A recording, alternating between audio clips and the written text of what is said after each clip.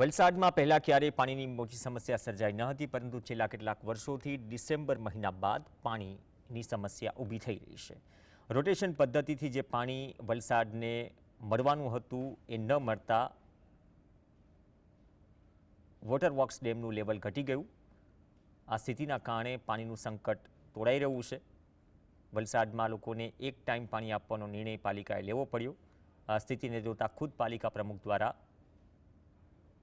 Water works ડેમની મુલાકાત લઈ નિરીક્ષણ કરવામાં આવ્યું. અંબિકા નહેરના અધિકારીઓ સાથે પણ વાતચીત શરૂ કરી દેવામાં આવી છે અને વહેલી તકે પાણી મળે તે માટેના પ્રયાસો શરૂ કરાયા છે.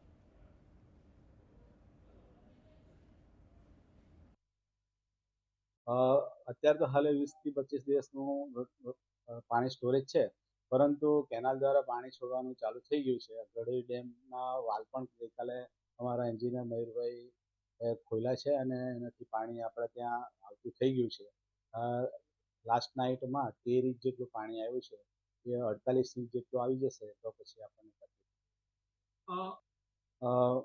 વલસાડ નગરપાલિકાને એક દમણગંગાની નદી દ્વારા બી પાઇપલાઇન મળી છે અને એ પાણીની પાઇપલાઇનનું કામ 95% જેટલું પૂર્ણ કર્યું છે.